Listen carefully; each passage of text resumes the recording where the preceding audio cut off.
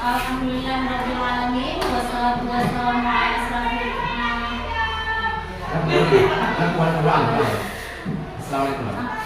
Assalamualaikum warahmatullahi wabarakatuh. Waalaikumsalam warahmatullahi wabarakatuh. Alhamdulillahirabbil alamin wassalatu wassalamu ala asrofil anbiya'i wal mursalin wa ala alihi wa sahbihi ajmain.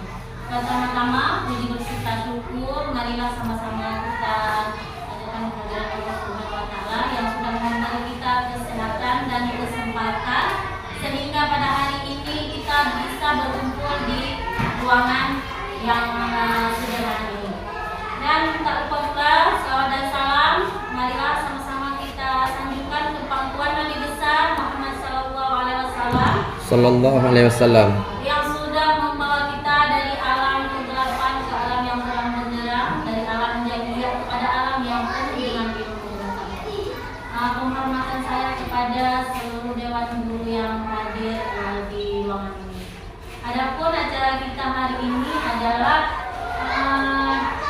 diseminasi yang akan disampaikan oleh calon guru penggerak kita, yaitu Bapak Akmal SPD, yaitu tentang budaya positif di lingkungan sekolah.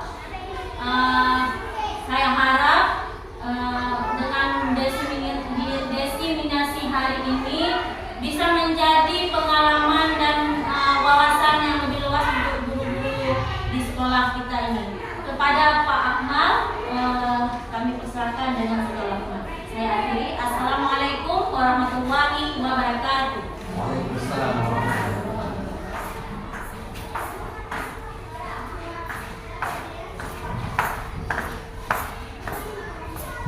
Assalamualaikum warahmatullahi wabarakatuh. Waalaikumsalam warahmatullahi wabarakatuh.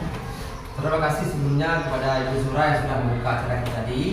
Nah, alhamdulillahirabbil alamin wassalatu wassalamu ala asyrafil anbiya'i wal mursalin wa ala alihi washabbihi ajmain. Segala puji dan syukur marilah sama-sama kita panjatkan kehadirat Allah Subhanahu wa taala karena sampai hari ini kita masih diberikan kesehatan dan kesempatan sehingga masih dapat bertatap muka di ruangan yang sederhana ini, yaitu untuk mengikuti diseminasi penyebaran budaya positif di sekolah. Salawat dan salam juga tak lupa juga disampaikan ke pangkuan Nabi Muhammad sallallahu alaihi wasallam yang telah merubah paradigma kita, membawa kita dari alam kegelapan kepada alam yang penuh dengan ilmu pengetahuan. Izinkan saya hari ini berdiri sejenak ini terkait dengan pendidikan yang sedang saya alami ataupun saya geluti, yaitu tentang guru penggerak. Nah, kami di sini ditugaskan untuk menyebarkan pemahaman terkait budaya positif di sekolah. Kita tentu pernah mendengar tentang kebudayaan ataupun budaya. Ya. Nah, hari ini kita akan membahas, insya Allah secara tuntas kalau waktunya memadai, kita akan lakukan dengan baik. Juga nanti ada sesi tanya jawab tentang hal-hal yang kira belum kita pahami bersama. Jadi dalam diseminasi ini nanti juga kita akan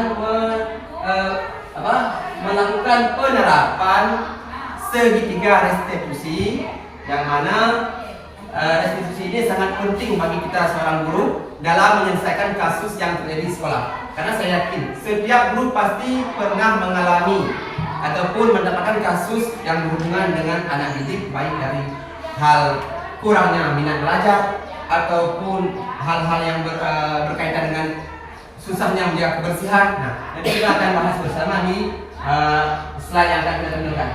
Bu, silakan. Nah, agenda kita hari ini yang pertama, pembukaan sudah disampaikan oleh Ibu Zura dengan baik. Terima kasih Ibu Zura. Ya. Yang kedua, menyampaikan kompetensi lulusan, capaian umum dan capaian khusus. Ketiga, pemahaman inti, kemudian eksplorasi konsep dan terakhir refleksi. Tentu sebuah acara pada akhirnya akan ditemui dengan kegiatan refleksi untuk melihat sejauh mana peserta memahami terhadap materi yang kita pelajari ini. Nah, meskipun di kompetensi lulusan ini dikhususkan untuk guru penggerak, ya, kompetensi lulusan modul 1.4. Saat ini kami sudah memasuki modul 1.4 tentang budaya positif. Nah, modul ini diharapkan berkontribusi untuk mencapai kompetensi lulusan sebagai guru. Meskipun ditujukan ke guru penggerak, tapi kami diberi amanah untuk menyampaikan ataupun menyampaikan informasi ini kepada guru-guru yang belum mengikuti program guru penggerak. Diharapkan ada imbasnya kepada guru yang belum mengikuti program tersebut. Yang pertama, guru penggerak memahami pentingnya mengetahui kebutuhan belajar dan lingkungan yang memfasilitasi seluruh individu di sekolah agar dapat meningkatkan kompetensinya secara aman dan nyaman. Ya. Yang kedua, guru penggerak ataupun guru yang ada di sini mampu menggerakkan komunitas sekolah untuk bersama-sama mengembangkan dan mewujudkan visi sekolah yang terlihat pada murid yang berlandaskan nilai-nilai kebajikan universal. Next. Nah, capaian modul 1.4 yaitu memahami konsep pendidikan menurut Ki Hajar Dewantara. Yang kedua, melakukan evaluasi dan refleksi tentang praktik disiplin dalam pendidikan Indonesia. Selanjutnya, memahami peran sebagai guru untuk membangun budaya positif, dan pada hari ini kita akan bahas tentang budaya positif. Selanjutnya, ya, lanjut saja. Oke. Sebelum kita mulai, saya ingin memberikan pertanyaan pemantik supaya kita dilatih untuk berpikir setuju atau tidak setuju, ya. Nah, yang pertama, hukuman dapat mendisiplinkan anak. Apakah setuju atau tidak?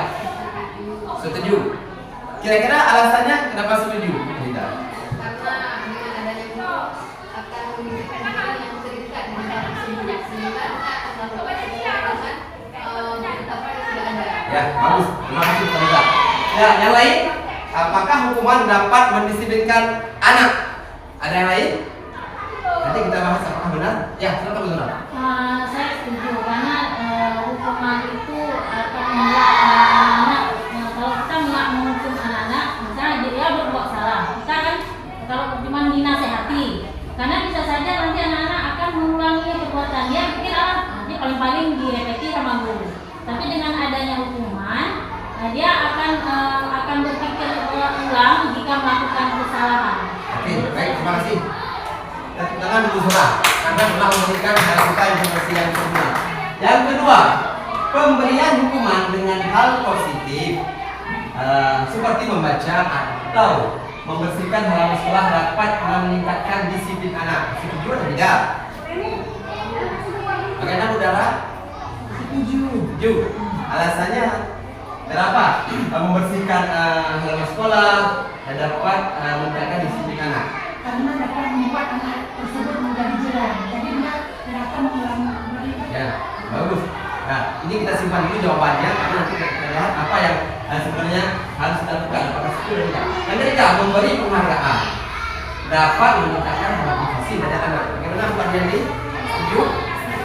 Ya, bisa diberikan alasannya.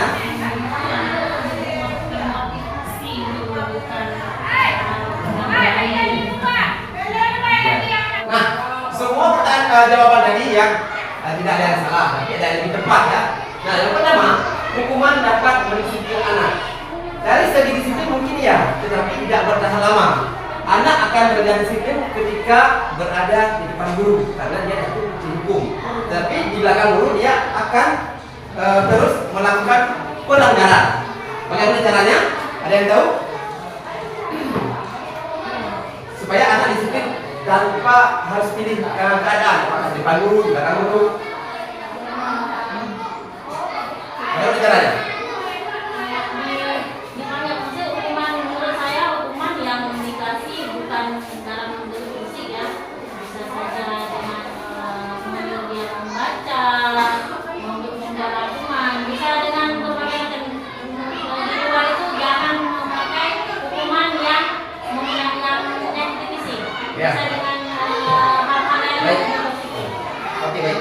Tetapi kami di guru penggerak diajarkan bagaimana caranya menumbuhkan kesadaran anak untuk tetap disiplin meskipun ada guru atau tidak ada guru. Itu yang kami pelajari dan akan kita kembangkan di sekolah. Yaitu menumbuhkan kesadaran diri anak.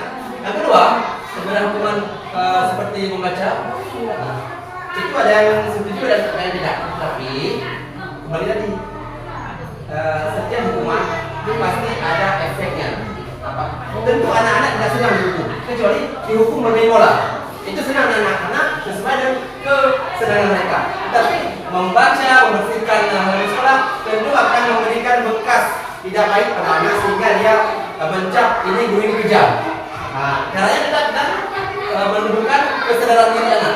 Yang ketiga, ada benarnya, ada juga salahnya. Ketika anak-anak diberi penghargaan, ketika ada anak-anak diberi penghargaan karena untuk meningkatkan motivasi belajar mereka, maka mereka akan menjadi ketergantungan. Mereka baru mau belajar ketika diberi sesuatu, jadi hadiah. Berbeda dengan pembelajaran di PAUD ketika mungkin itu masih wajar. Tapi di SD ini tidak bisa kita terapkan karena akan membuat anak menjadi mental pengemis.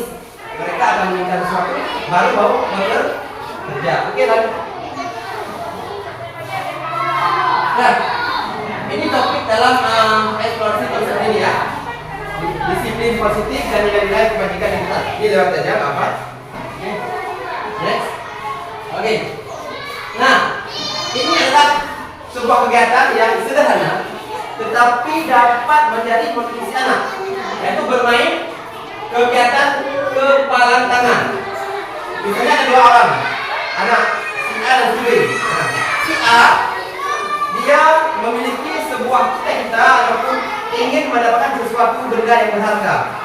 Dia akan menuliskan di sejarik kertas, terus dia akan menggenggam benda tersebut dengan penuh keyakinan karena tidak ingin diambil oleh orang lain. Nah, si B dia tugasnya berusaha merebut kertas tersebut, tetapi dalam artian kertas ini barang berharga.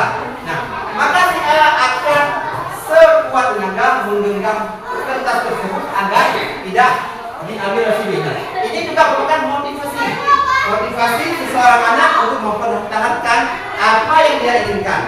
Nah, dari motivasi tersebut maka muncullah semangat belajar, semangat ingin berkembang, ingin berkolaborasi dengan teman-temannya, ingin ikut dalam kegiatan seperti yang kita harapkan. Kita lihat sekarang ini ikut dalam karnaval, ya. Mereka misalnya ada yang ingin jadi polisi, ingin jadi tentara, mereka akan ikut terlibat meskipun dalam kegiatan karnaval. Nah, ini adalah perubahan paradigma teori kontrol atau teori pilihan dalam artian ilusi kontrol.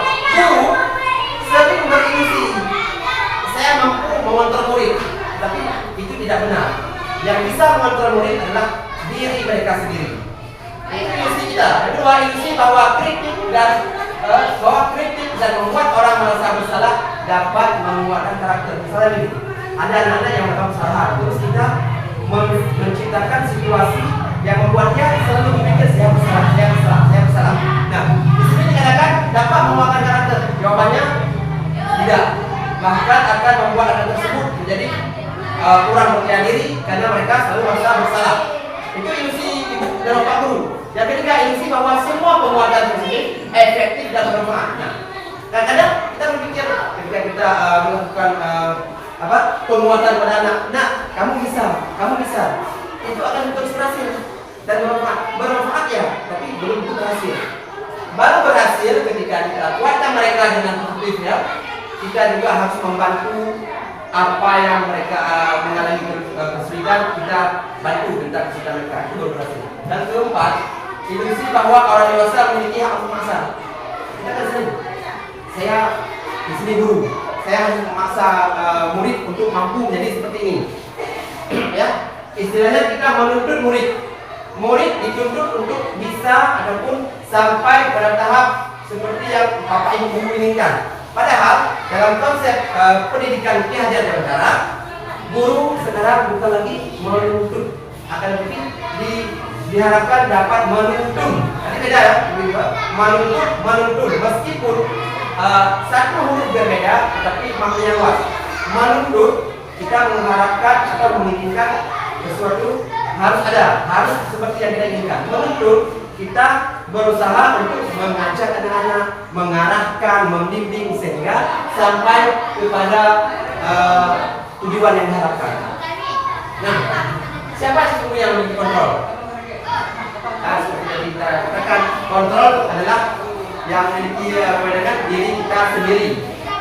Stimulus, respon, dan teori kontrol pilihan. Kita mencoba mengubah orang agar berpandangan sama dengan kita. Tentu tidak bisa. Dalam musyawarah saja beda pendapat. Kita memaksakan orang lain untuk menerima pendapat kita. Itu tidak mungkin. Bagaimana caranya? Untuk mengontrol diri, ya kita berusaha memahami pandangan orang lain tentang dunia ataupun tentang keputusan yang mereka buat. Tentu mereka punya alasan untuk apa mereka bersikap demikian. Kita harus membuka diri, menerima perbedaan. Nanti Bu. Nah, ini merupakan pentafsiran tentang disiplin positif. Nah, dari disiplin positif jadilah teori kontrol yang disampaikan oleh Dr. William Glasser, ya, seorang pemantau dan tentang bagaimana seseorang itu dapat mengontrol dirinya.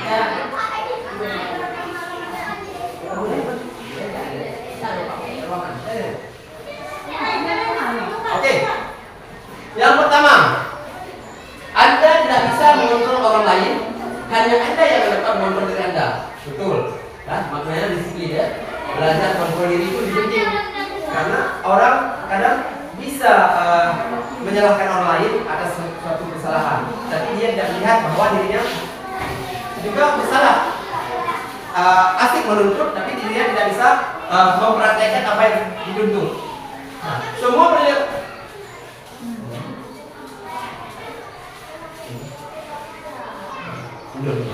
semua perilaku memiliki tujuan. Jelas, setiap tindakan seseorang itu ada tujuannya, dan kita tidak bisa memaksakan mereka harus sama tujuan dengan kita. Itu juga menjadi kontrol.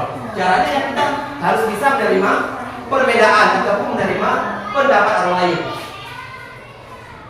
Terus ini ada kurang jelas ya. Nah, di sini ada ini yang penting sekali, ibu bapak ibu guru. 5 posisi kontrol sebagai pendidik atau guru. Yang pertama penghukum. Ada penghukum. Berposisi sebagai penghukum. Ketika siswa-siswi melakukan kesalahan, bapak tersebut atau ibu tersebut akan langsung menghukum, memberi hukuman. Yang kedua, ada pembuat rasa bersalah. Ada caranya membuat dia rasa bersalah. Dengan demikian dia akan merubah kebiasaan yang melanggar tersebut. Tetapi juga ini belum tentu berhasil, karena dia akan mengulangi perbuatan kebiasaannya. Ketiga, sebagai teman. Kalau sebagai teman cuma untuk mencari informasi kenapa dia bisa melakukan hal tersebut. Nah, contohnya kita bisa dengan cara bincang-bincang kecil, ngobrol-ngobrol santai, sehingga terungkap apa penyebab dia melakukan pelanggaran tersebut. Yang keempat, pemantau. Ya, pemantau, guru bertugas memantau apa yang anak sampaikan ataupun anak lakukan. Kalau seandainya melanggar, nah baru diposisikan sebagai manajer. Guru akan memanggil anak-anak untuk diskusi kecil, sharing dari hati ke hati untuk mengetahui bagaimana cara menyelesaikan sebuah masalah. Lanjut. Apakah makna disiplin? Disiplin berasal dari bahasa Latin, artinya belajar. Makna asal dari kata ini berkonotasi dengan disiplin diri dari murid-murid Socrates dan Plato. Ini dua tokoh ilmuwan ini yang menandakan. Disiplin diri membuat orang menggali potensi dirinya menuju sebuah tujuan apa yang dia hargai. Namun dalam budaya kita, makna kata disiplin telah berubah menjadi sesuatu yang dilakukan seseorang pada orang lain untuk mendapatkan kepatuhan. Kecenderungan umum adalah menghubungkan kata disiplin dengan ketidaknyamanan, bukan dengan apa yang kita hargai atau pencapaian suatu tujuan. Jadi jelas, disiplin di sini sudah berubah makna ya. Kita mengharapkan ataupun menuntut seseorang untuk dapat melakukan ataupun melaksanakan sesuatu pada waktunya. Lanjut Bu. Lanjut ya. Oke, sekarang kita masuk ke teori motivasi, hukuman dan penghargaan. Terus restitusi. Nah, teori motivasi perilaku manusia. Untuk menghindari ketidaknyamanan atau hukuman, apa yang akan terjadi apabila saya tidak melakukannya. Jadi di sini ketika seorang anak ingin melakukan sebuah kesalahan, tapi dia sempat berpikir, nah, karena ada teori dari motivasi eksternal, nanti ketika dia berbuat, oh konsekuensinya ini. Jadi dengan demikian dia akan batalkan niatnya untuk berbuat kesalahan. Yang kedua, untuk mendapatkan imbalan dari orang lain atau institusi, apa yang akan saya dapatkan apabila saya melakukannya. Ini juga termasuk ada orang di luar. Karena ada semacam imbalan atau hadiah, maka dia akan tergerak hatinya untuk melakukan kegiatan tersebut. Nah, ini adalah merdeka menurut Ki Hajar Dewantara. Sekarang kita sudah masuk kepada kurikulum merdeka, di mana diharapkan siswa-siswi mendapatkan pendidikan dengan rasa bebas. Mereka tidak bisa dipaksa, tidak bisa dituntut, akan tapi kita harus menuntun mereka sesuai dengan kodrat mereka. Jikalau ada anak yang senangnya dengan seni, maka kita harus mendukungnya.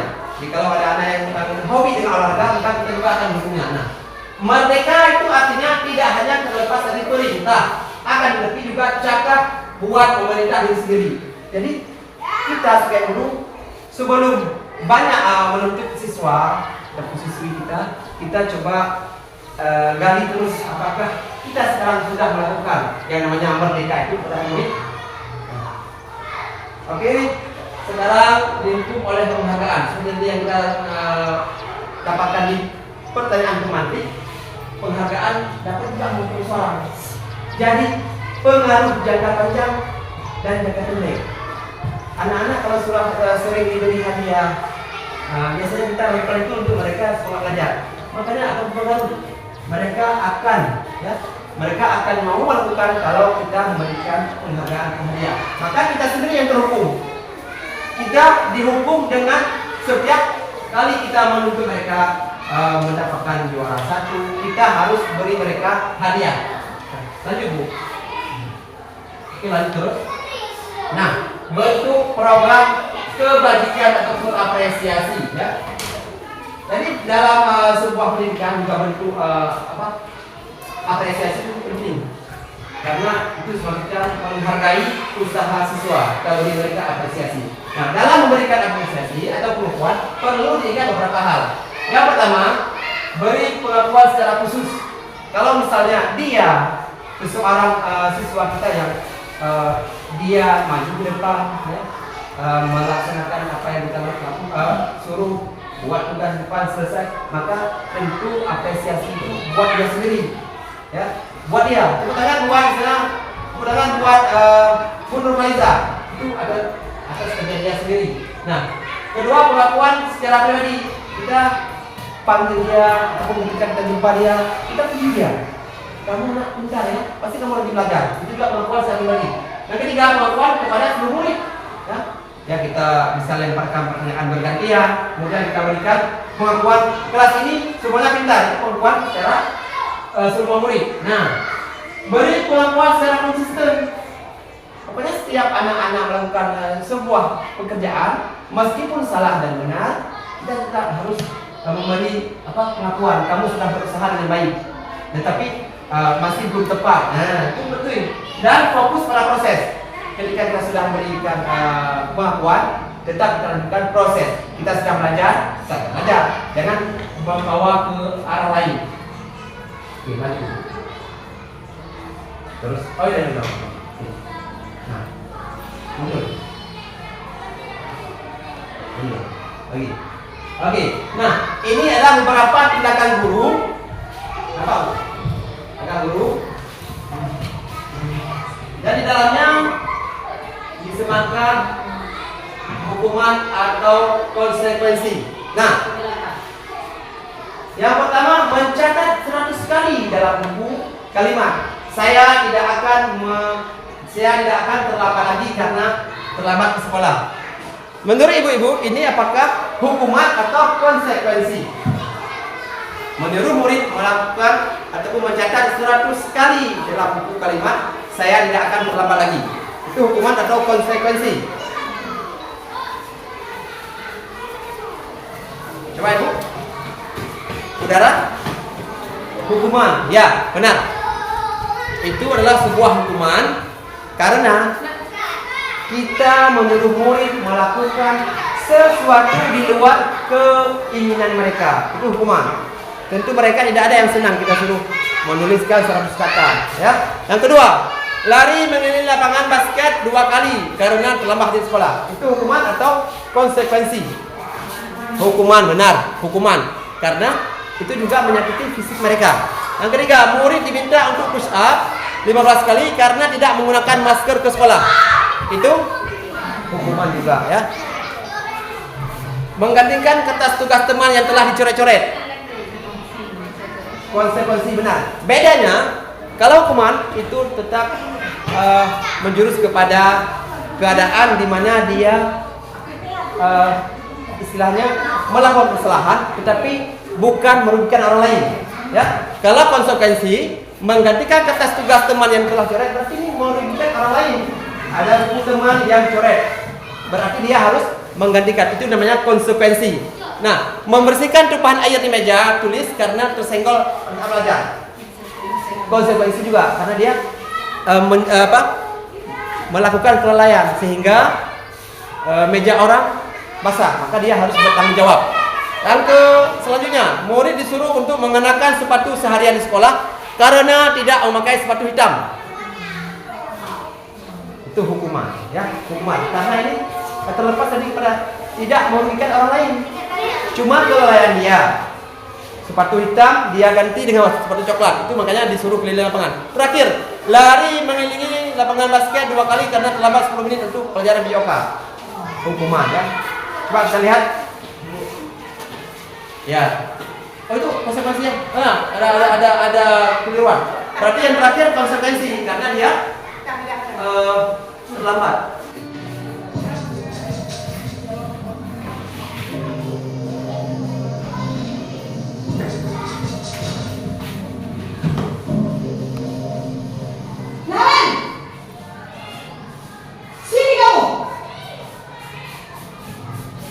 Selamat pagi, Bu. Selalu terlambat. Kamu deh pasti terlambat. Maaf, Bu. Saya Apa coba? Alasan kamu apa lagi? Kapan sih kamu tidak terlambat? Malas sekali ya kamu jadi anak. Saya Dasar pemalas. Gak kapok-kapok sih kamu. Sudah berapa kali terlambat? Sana, kamu keliling lapangan basket 2 kali. Kenapa saya harus keliling lapangan basket, Bu? Kenapa? Kamu lawan ibu. Berani-beraninya jawab. Sudah terlambat, masih berani jawab pula. Sekarang, keliling lapangan basket 5 kali sekalian. Biar kapok. Cepat. Pergi sana ke lapangan basket.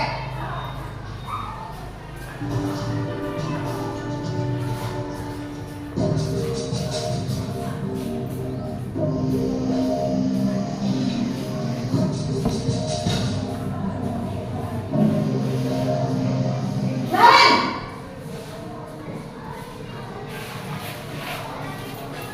Selamat pagi, Bu. Naren, kamu kenapa terlambat lagi, nak?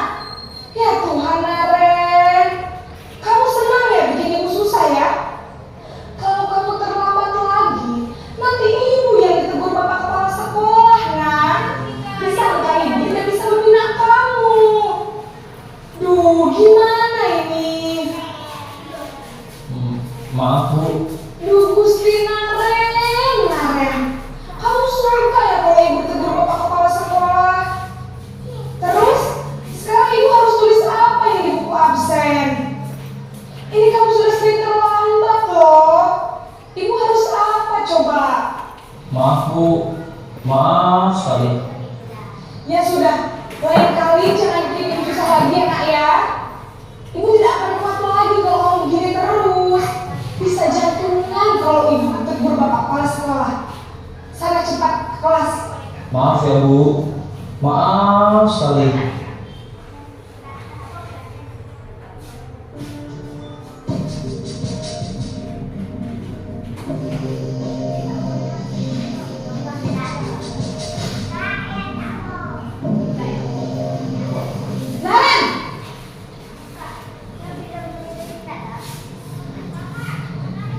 pagi Bu.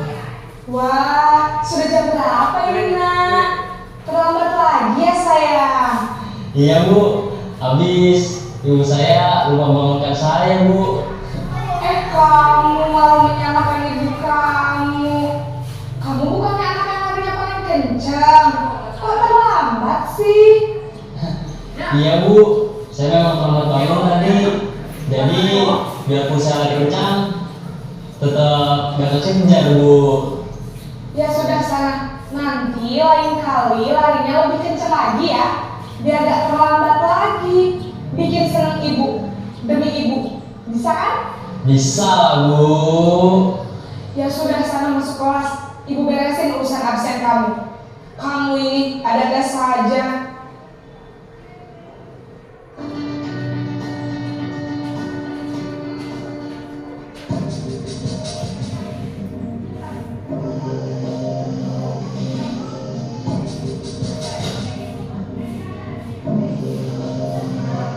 Naren!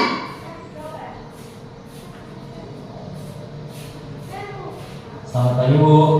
Naren, apa peraturan sekolah kita tentang jam berapa kita harus masuk sekolah, nak? Kita harus di sekolah jam 7 Bu. Iya betul, sekarang sudah jam 7.20. Naren sudah tahu konsekuensinya jika terlambat hadir.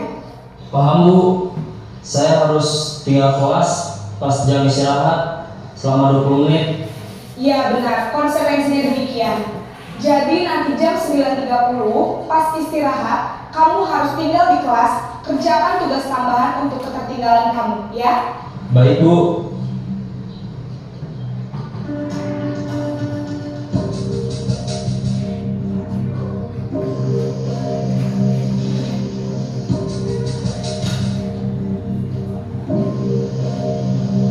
Naren!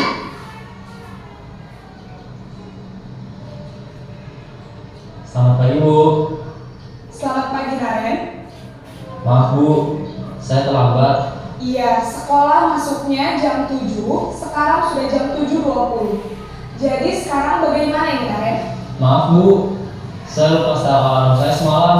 Baiklah, menurut kamu, keyakinan sekolah yang mana yang perlu kamu tingkatkan? Menghargai diri sendiri dan orang lain mungkin ya Bu. Setuju. Jadi, apakah Naren meyakini prinsip saling menghormati tersebut? Iya Bu, saya meyakininya. Apakah Naren bersedia memperbaiki masalah keterlambatan ini? Bersedia Bu. Bagaimana kamu akan perbaiki masalah keterlambatan ini? Saya akan coba untuk tidak lupa menyetel alarm saya Bu. Baik, kalau Naren lupa menyetel alarm di rumah, ada orang yang kira-kira bisa bantu mengingatkan tidak? Ada Bu, kakak saya, Kak Emma. Ada lagi selain Kak Emma? Selain Kak Emma, ada ibu saya. Baik, jadi yang mengingatkan Naren adalah Kak Emma dan ibu kamu ya? Kira-kira akan mulai set alarm kapan nih Naren? Setelah pulang sekolah, akan segera saya lakukan.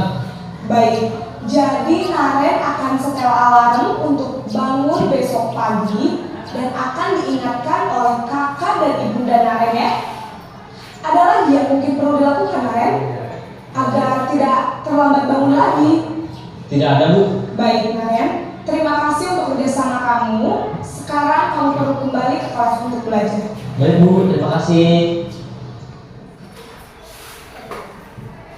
Oke ibu-ibu, tadi kita sudah menyaksikan 5 posisi kontrol guru dalam menyelesaikan ataupun menangani kasus siswa yang terlambat hadir ke sekolah.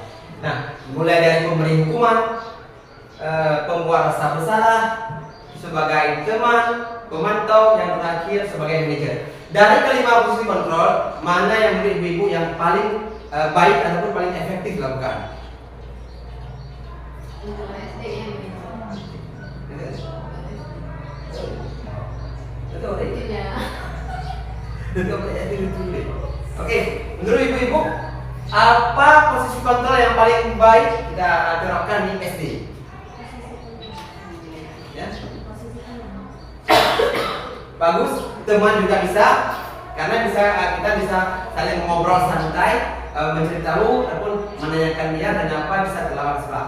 Ada satu lagi yang lebih bagus, untuk dia dapat memperbaiki kesalahannya sendiri. Posisi apakah itu? Menurut saya manajer. Ya, bagus. Posisi manajer ya. Karena manajer selain menegur siswa yang terlambat hadir, dia juga memberikan kesempatan kepada siswa mencari solusi sendiri atas permasalahan yang dia hadapi. Ini apa itu restitusi? Restitusi adalah proses menciptakan kondisi bagi murid untuk memperbaiki kesalahan mereka. Jadi mereka sendiri yang memperbaiki, bukan kita. Kita cuma memberi saran ataupun kita memberi masukan kepada mereka, sehingga mereka bisa kembali kepada kelompok mereka. Dalam artian mereka kembali ke kelas ya, dengan karakter yang lebih kuat. Ketika anak-anak melakukan kesalahan, terlambat hadir, kita memarahi, tentu ketika masuk kelas mereka akan menjadi bahan tertawaan. Tetapi kalau dengan posisi sebagai manajer tadi, mereka kita ajak ngobrol baik-baik dengan pikiran mereka masih senang, mereka ketika kembali ke kelas juga dengan semangat yang kuat. Nah itu bedanya. Berarti restitusi ini sangat baik dilakukan di SD. Anak-anak tidak merasa dipaksakan untuk menyelesaikan sebuah masalah, tetapi mereka mengambil keputusan sendiri dengan dibimbing oleh guru, mendapatkan solusinya sendiri. Lanjut. Terus. Nah, 9 ciri-ciri restitusi. Yang pertama, bukan untuk menebus kesalahan, namun untuk belajar dari kesalahan. Yang kedua, memperbaiki hubungan. Ketiga, tawaran bukan paksaan. Keempat, restitusi menuntut untuk melihat ke dalam diri anak. Jadi mereka akan menggali sendiri potensi mereka. Yang kelima, restitusi menjadi kebutuhan dasar yang mendasari tindakan. Ya, anak-anak ketika mereka melakukan itu pasti ada sebabnya. Yang keenam, restitusi adalah cara yang paling baik. 7, restitusi fokus pada karakter bukan tindakan. 8, restitusi fokus pada solusi bukan mencari kesalahan ya, solusi kita cari. Yang 9, restitusi mengembalikan murid yang berbuat salah pada kelompoknya dengan baik. Jadi mereka meskipun sudah bersalah, kita arahkan mereka kembali pada kelompok dan mudah diterima. Tetapi ketika kita membuat mereka merasa bersalah ataupun mereka menjadi bahan cacian, maka mental mereka akan tidak baik. Lanjut. Nah, keyakinan kelas. Mengapa tidak peraturan saja? Mengapa harus keyakinan kelas? Kita dalam kelas diwajibkan sekarang membuat kesepakatan. Kita sepakat dengan murid apa yang boleh dan apa yang tidak boleh. Ketika semua sudah disepakati, maka dibuat dalam keyakinan kelas. Keyakinan kelas adalah kesepakatan yang dilakukan dengan penuh keyakinan. Kita yakin, kita bisa. Contoh, tidak datang terlambat. Jadi anak-anak berusaha yakin bahwa kita bisa datang pada waktu, meskipun sesekali ada halangan yang menyebabkan kita telat hadir. Nah, contoh selanjutnya, menjaga kebersihan kelas. Mereka yakin melaksanakan piket. Jadi jika mereka tidak melaksanakan piket, maka mereka sudah melanggar keyakinan kelas. Lanjut. Nah, ini adalah beberapa budaya positif. Ya. Yang pertama, dari lingkungan budaya positif turun pada lingkungan positif. Selanjutnya ke tingkat lebih dalam keyakinan kelas dan peraturan kelas. Jadi setelah ada keyakinan kelas, jadilah peraturan. Jadi murid tahu apa yang boleh, apa yang tidak. Nah, inilah beberapa kesepakatan kelas. Yang pertama, kami guru dan murid saling menyayangi. Kami murid dan guru semangat belajar. Kami murid yang peduli dengan teman-teman. Terus. Oke, nah ini beberapa perbedaan antara ya, peraturan dengan keyakinan. Peraturan selalu kembalikan buku ke tempatnya. Kalau menurut ibu-ibu, apa keyakinan kelas kita yang bahasanya lebih positif, tapi efeknya sama? Selalu kembalikan buku ke tempatnya. Ada? Atau dilarang mengganggu orang lain. Terus hadir di sekolah 15 menit sebelum pembelajaran dimulai. Dilarang melakukan kekerasan. Dilarang menggunakan narkoba, bergantian ataupun menunggu giliran, gunakan masker, jangan berlari di kelas atau koridor. Nah, coba dilihat Bu, nah, ini adalah bentuk keyakinan kelas. Yang pertama, kalau kembalikan buku ke tempatnya merupakan tanggung jawab. Dilarang mengganggu orang lain merupakan menghormati orang lain. Itu bahasa keyakinan kelasnya, ini lebih halus. Hadir pada 15 menit sebelum belajar, menghormati orang lain ataupun berkomitmen. Selanjutnya, dilarang melakukan kekerasan, itu merupakan keselamatan bagi orang lain, juga menghormati orang lain. Dilarang menggunakan narkoba itu kepada lebih kepada kesehatan. Jadi anak-anak harus dibawa tentang kesehatan. Dan selanjutnya bergantian atau menunggu giliran itu juga merupakan menghormati orang lain dan juga dilatih sikap bersabar. Selanjutnya mengamalkan itu juga kesehatan dan keselamatan. Ya. Dan terakhir jangan berlari keras atau koridor untuk keselamatan dan keamanan semua warga sekolah.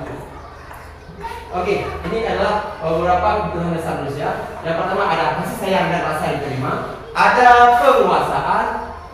Yang pertama bertahan hidup itu berasa. Yang kedua kasih sayang dan rasa diterima. Yang ketiga mengharapkan kekuasaan ataupun penguasaan. Yang keempat mengharapkan kesenangan, dan terakhir kebebasan. Ini merupakan kebutuhan dasar mereka, manusia. Jika semua kebutuhan dasar manusia sudah terpenuhi, maka akan diciptakan lingkungan yang kondusif. Ya. Oke, yang tadi kita lihat cukup Ustaz. Nah, tadi kan sudah kita nonton video tentang 5 fungsi kontrol. Nah, inilah ada penghukum, pembuat rasa bersalah, teman, pemantau, dan manajer. Kesemua ini memiliki peran masing-masing. Nah,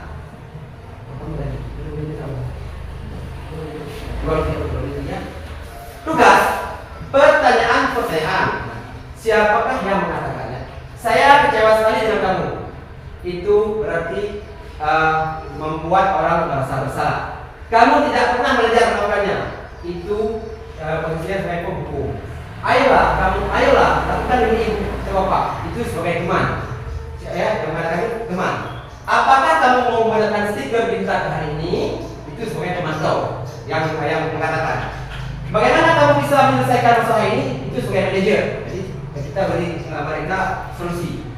Terakhir, kamu selalu yang paling terakhir, itu penghukum. Ya. Nah, ini beberapa baik. Ini adalah segitiga institusi di mana ketika kita menemukan kasus yang terjadi di sekolah, maka yang harus kita lakukan yang pertama adalah menstabilkan identitas. Karena dengan menstabilkan identitas, kita akan mengajak murid untuk mengobrol-ngobrol ringan. Mereka yang melakukan kesalahan bisa kita dengan mengatakan semua orang memiliki kesalahan. Jadi bagaimana kita untuk memperbaiki kesalahan tersebut? Ya. Nah, selanjutnya akan kita lakukan adalah validasi tindakan yang salah. Kita akan menggali hal apa yang mendasarkan mereka melakukan sebuah kesalahan, dan dilanjutkan dengan menanyakan keyakinan kelas. Karena keyakinan kelas yang sudah kita buat harus kita sepakati. Dan ketika mereka melanggar keyakinan kelas, maka mereka akan mencoba untuk memperbaiki diri mereka sesuai dengan keyakinan yang sudah disepakati.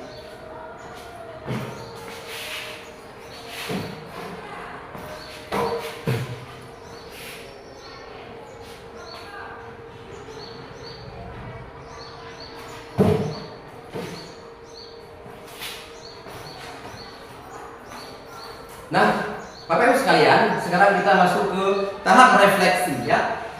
Dari refleksi kita yang pertama, hal baru apa yang mengubah paradigma yang saya dapatkan, khususnya setelah melakukan kegiatan kita hari ini. Yang kedua, perasaan apa yang muncul selama mengikuti sesi ini, khususnya mengenai makna disiplin dan motivasi intrinsik. Nanti ibu-ibu bisa menjawab, ya, apa yang muncul perasaannya. Yang ketiga, peran Amang seperti apa yang saya telah lakukan selama mengikuti model ini. Dan terakhir, saya akan menjadi Amang yang seperti apakah setelah mengikuti model ini. Baik, ibu-ibu sekalian, saya harapkan setelah kita mengikuti di seminar ini, ilmu yang kita dapatkan di sini bisa kita aplikasikan dalam tugas kita di sekolah ataupun di masyarakat, karena dengan adanya informasi yang kita belajar di sini dapat menambah wawasan kita tentang bagaimana menjadi guru yang seharusnya, yang seperti yang didapatkan oleh Ki Hajar Dewantara. Baik, ibu-ibu dan semuanya, terima kasih atas waktunya. Saya harap acara ini menjadi sebuah motivasi untuk kita dapat meningkatkan kompetensi diri sehingga menjadi lebih baik lagi. Saya selaku pemateri mengucapkan terima kasih. Mohon maaf atas segala kesalahan. Assalamualaikum warahmatullahi wabarakatuh.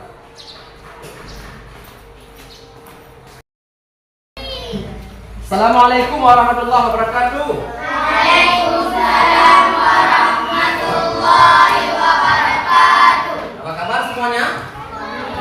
Baik, alhamdulillah. Nah, hari ini kita kembali berjumpa di kelas yang sangat sederhana ini, yaitu untuk kita menuntut ilmu. Sebelumnya kita perlu membuat kesepakatan kelas dan nanti akan kita jadikan sebagai keyakinan kelas.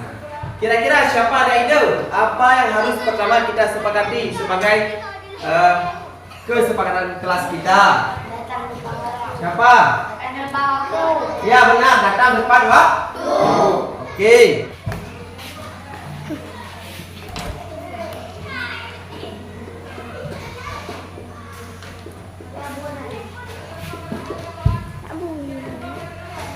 Tadi yang pertama datang tepat waktu ya? Datang tepat waktu, oke.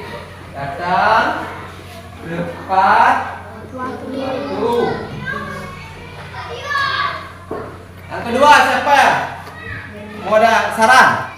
Apa Khairul Rijal? Berdoa sebelum belajar. Oke, baik. Berdoa sebelum belajar. Berdoa sebelum dan sesudah ya? Dan sesudah belajar. Oke. Yang ketiga, siapa yang ada masukan atau memberi saran? Ya, silakan Uswatun. Saling tolong menolong. Ya, benar, saling tolong menolong. Saling tolong menolong.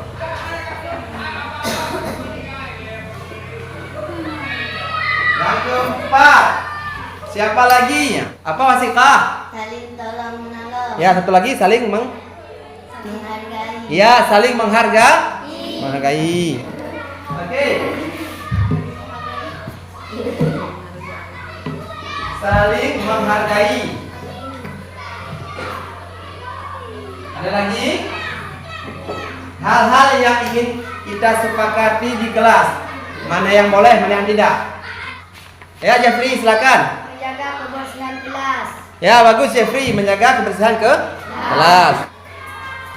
Menjaga kebersihan.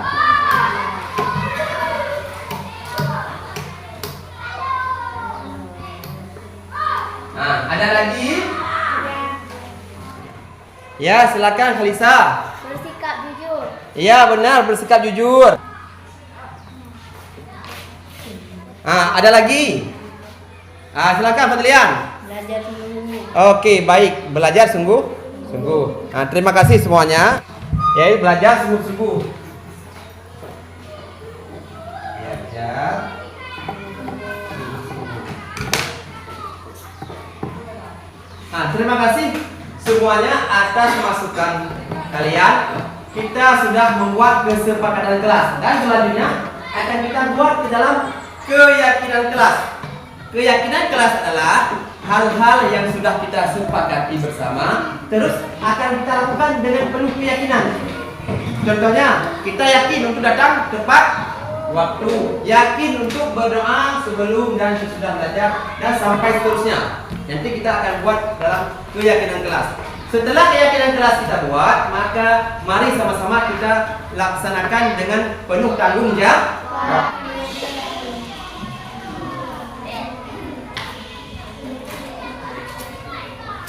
Oke, stop.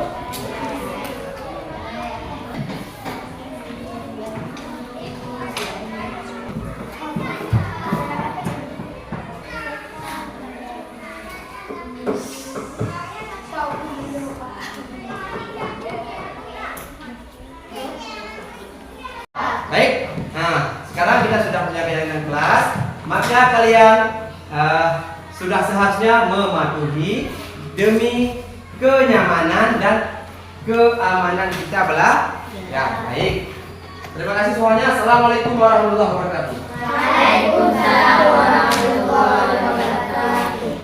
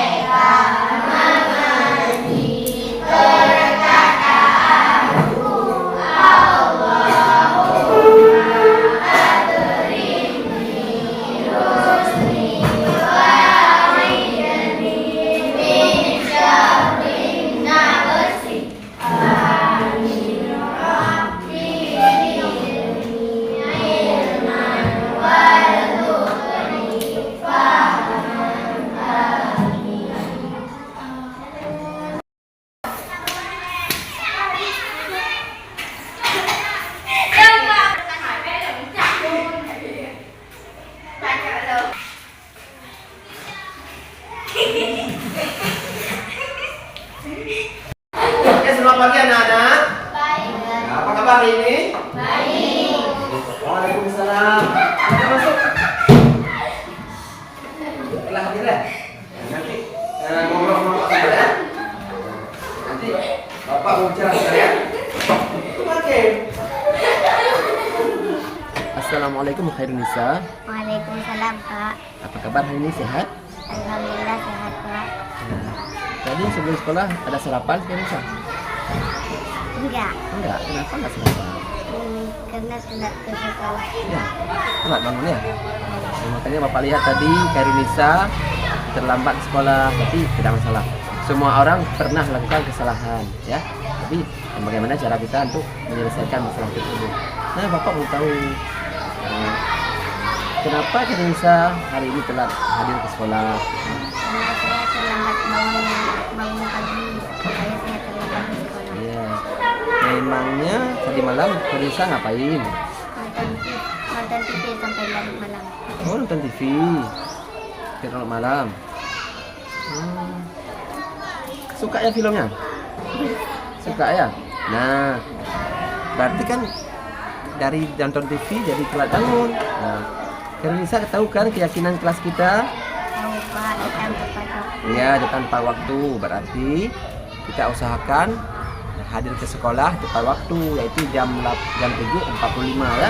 Nah, sebelum itu kan ada senam ceria, ada berbaris. Nah, baik. Sekarang kira-kira apa yang harus Khairunisa lakukan agar besok harinya tidak lagi terlambat hadir ke sekolah? Ayo apa? Saya tidak akan menonton TV sampai larut malam lagi. Bagus. Berarti nonton TV boleh ya, bukan tidak boleh. Cuma jangan sampai larut malam. Karena kalau terlalu malam akan mengganggu aktivitas kita di pagi hari, susah bangun ataupun ya nggak sempat sarapan seperti hari ini. Akhirnya nanti kita sakit perut. Oke, Khairunisa, berarti Khairunisa akan memperbaiki kesalahan Khairunisa dengan cara tidak lagi nonton TV sampai larut malam, ya. Mudah-mudahan Khairunisa bisa memperbaiki diri dari masalah ini. Nah, sekarang silakan masuk ke kelas karena teman-teman Khairunisa sudah menunggu Khairunisa. Assalamualaikum Khairul Rijal. Waalaikumsalam Pak. Apa kabar hari ini, sehat? Alhamdulillah sehat. Tadi ada sarapan sebelum sekolah? Ada. Oke, berarti memang harus sarapan ya, biar kita tidak sakit perut. Nah, Bapak lihat hari ini Khairul Rijal katanya terlambat sedikit saja. Karena tadi kelas sudah masuk dan Khairul Rijal baru masuk, ya, baru datang. Tapi nggak masalah. Semua orang pernah melakukan kesalahan. Jadi bagaimana ya kesalahan itu jangan kita ulangi di kemudian hari. Nah, jadi hari ini kita mencari solusinya. Oke. Kira-kira kenapa Khairul Rijal hari ini telat? Oh, telat bangun tidur. Berarti telat bangun tidur pasti karena malamnya tidur telat ya? Memang tadi malam ngapain Khairul Rijal? Membantu ibu melipat pakaian. Oh, melipat pakaian. Oh, ibu tiap malam banyak pakaian harus lipat ya? Itu berkelian ya. Sepertinya ibu Khairul Rijal tuh ada buka usaha laundry, cuci baju orang ya? Ya. Oh, berarti memang harus membantu ibu ya? Karena kalau tidak bantu susah nanti ibu kerja sendiri ya? Tidak apa-apa. Nah, apa yang akan Rijal lakukan agar tidak lagi telat tidur? Saya akan membantu ibu di waktu siang. Oh, nanti Rijal akan membantu ibu di waktu siang setelah pulang sekolah ya? Ya. Berarti malam nggak usah lagi membantu ibu, dan bisa langsung istirahat. Baik, kita akan tahu keyakinan kelas kita itu apa? Datang tepat waktu. Ya, datang tepat waktu. Berarti hari ini sudah melanggar ya? Tapi tidak masalah. Kedepannya, karena Rijal sudah tahu bagaimana caranya supaya tidak lagi datang telat. Jadi ya, oke. Tapi masalahnya selesai sekarang. Mudah-mudahan besok tidak telat lagi ya. Oke. Sekarang silakan masuk kelas karena teman-temanmu sudah menunggu. Ya, oke. Assalamualaikum warahmatullahi wabarakatuh. Nama saya Khairul Rijal. Saat saya kelas 6. Saya sangat senang karena telah berbincang-bincang dengan Pak Akmal. Hari ini saya sudah mampu menyelesaikan masalah yang saya hadapi setiap hari. Berbeda dengan dulu, saya sering kena hukuman. Terima kasih Pak Akmal. Assalamualaikum warahmatullahi wabarakatuh. Nama saya Khairunisa. Saya kelas 6. Saya sangat senang karena telah berbincang-bincang dengan Pak Akmal. Hari ini saya sudah mampu menyelesaikan masalah yang saya hadapi setiap harinya. Berbeda dengan dulu, saya sering kena hukuman. Terima kasih.